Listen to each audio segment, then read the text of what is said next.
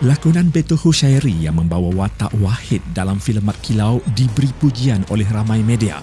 Tapi memang betul pun, lakonannya cukup berkesan, memberi impak sehingga dikatakan setara dengan watak utama iaitu Mat Kilau sendiri.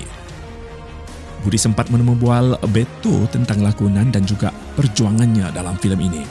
Kabarnya isterinya juga turut tersentuh dengan jalan cerita. Jom sama-sama kita ikuti temubual ini. Pengorbanan, perjuangan, segalanya oleh pejuang-pejuang tanah air yang menuntut keadilan, yang menuntut kebebasan, yang menuntut kemerdekaan pada zaman itu.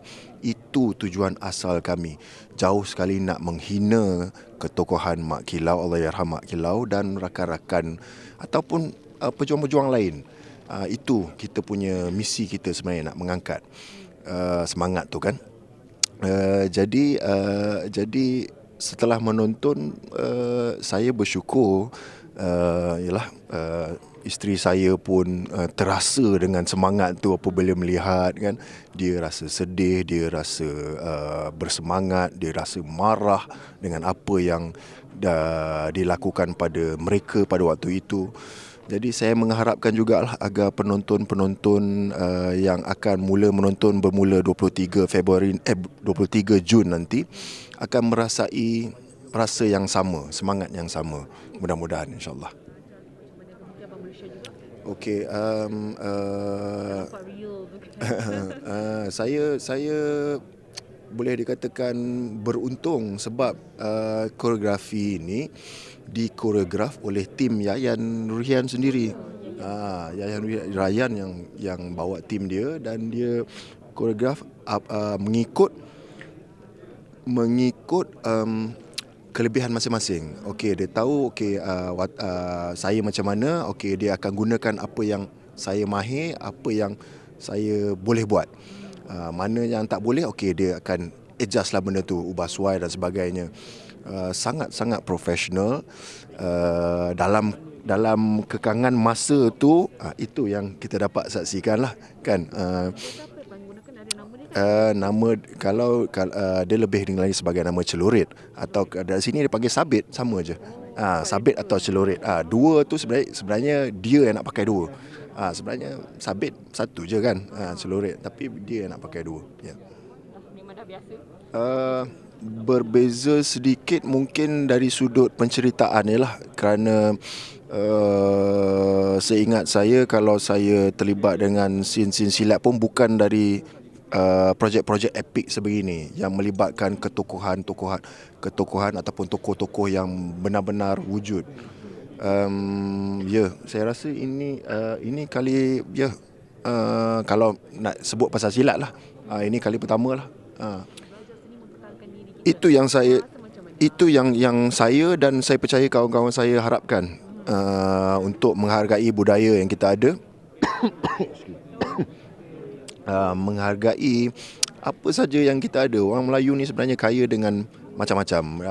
Kita cakap soal budaya je kan. Kita ada busana yang cantik, kita ada bela diri yang bagus, kita ada pembawakan seorang Melayu Islam yang baik. Jadi benda-benda tu yang ditonjolkan dalam filem Mak Kilau ni, bagaimana ketokohan seorang Melayu, bagaimana apabila mereka bangkit apabila ditindas. Itu yang kita cuba nak sampaikan dan berkongsi semangat dengan penonton-penonton harap. Syamsul Yusof saya anggap sebagai seorang pengarah gila kerana semua benda dia buat, dari seawal menulis skrip kepada mengarah pelakon-pelakonnya, dan juga dia juga yang handle kamera dari sudut pergerakan dan sebagainya. Dia juga yang potong dan sambung segala scene, maksudnya edit, semua dia buat. Jadi benda-benda tu membuatkan saya rasa wow, dahsyat untuk seorang seperti dia menghabiskan jiwa raga dia untuk menghasilkan naskah filem Mak Kilau ni kan. Bukan senang, tak cukup tidur, tenaga, makan, minum, semuanya dia sanggup ketepikan dulu untuk menjayakan naskah filem Mak Kilau ni. Jadi saya cukup hormat pada dia. Ya. cerita dekat lokasi? Dekat lokasi. Dia sangat, bila kita sebut pasal semua benda dia buat, maknanya dari situ kita dah tahu yang dia sangat detail. Bila kita sebut pasal detail, maksudnya kita dah tahu kat situ dia sangat serius apabila dia set penggambaran. Tapi serius itu ataupun kita faham sebab dia dah tahu apa yang dia nak kan. Jadi dia nakkan seluruh tim tim production tu bergerak sebagai satu unit untuk mencapai apa yang dalam kepala dia. Sangat pengalaman yang sangat baik untuk saya lah, melihat cara beliau bekerjasama dan kita bekerjasama. Saya tak tahu macam mana korang rasa, okey ke tidak untuk tayangan daripada penonton. Itu sebenarnya kan. Ya. Jadi boleh melihat pada itu, saya harapkan itu mungkin rasa yang sama yang kita tengok kan. Memang kita sedia maklum, kita dah lama kali terakhir mungkin Lieutenant Adnan Mero Mahawaz, Lieutenant Adnan kan.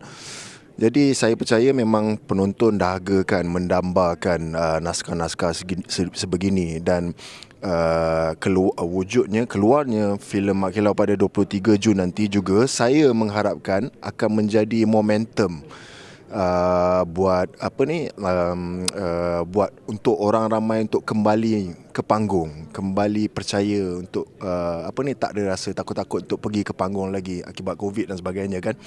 Jadi saya mengharapkan dengan filem ni momentumnya jadi lebih baik dan industri perfilman akan rasa tak lah, maksudnya tak ada rasa nervous kalau nak buat filem seterusnya kan, apabila melihat kepada penonton-penonton yang dah kembali ke panggung nanti untuk menonton. Itu sebenarnya yang kebanyakan ialah apabila kita cakap pasal filmmaking, dia akan kembali kepada dia akan kembali kepada bisnes kan. Filmmaking adalah bisnes, perniagaan. Tak ada penerbit yang mahu mengeluarkan naskah yang merugikan mereka.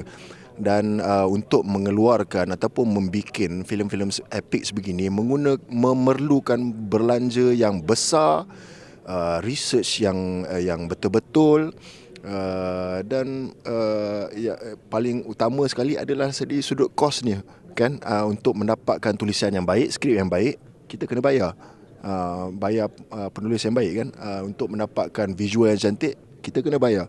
Jadi benda-benda tu yang mungkin membuatkan penerbit berasa mungkin kalau aku buat aku takut tak jual kan. Itu dia orang punya kegusaran utama mungkin.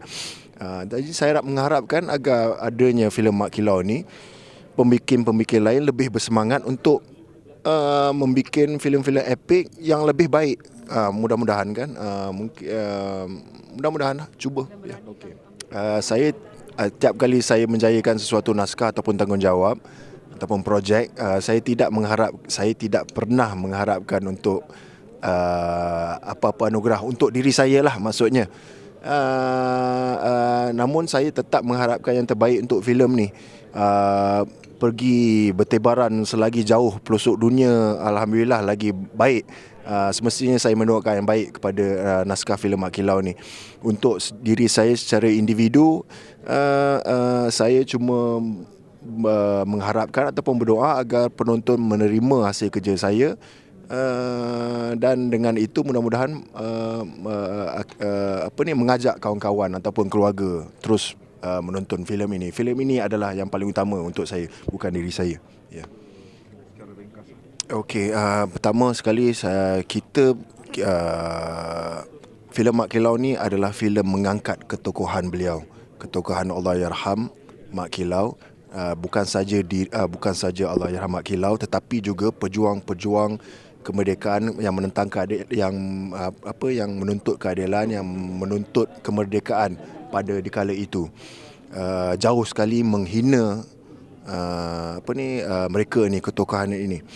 Jadi itu yang paling penting sekali, kita mengangkat mereka. Jadi kita perlukan sokongan ramai untuk menonton. Yang kedua, kita berkongsi semangat perjuangan mereka, pergumulan mereka. Kerana saya percaya apa yang kita ada sekarang adalah hasil daripada perjuangan mereka. Kita takkan dapat apa yang kita ada sekarang ni kalau tak kerana mereka. Yang ketiga, mereka kena menonton ni untuk mungkin dapat membina kembali jati diri kita yang mungkin dah semakin, bukan berkurang, saya tak nak sebut sebagai berkurang, tapi yang mungkin diambil sambil lewa mungkin kan. Jadi saya mengharapkan apabila penonton menonton filem Mak Kilau ni, mereka kembali kepada akar umbi, kan, menghargai budaya kita yang cukup kaya, dan semangat orang kita mudah-mudahan.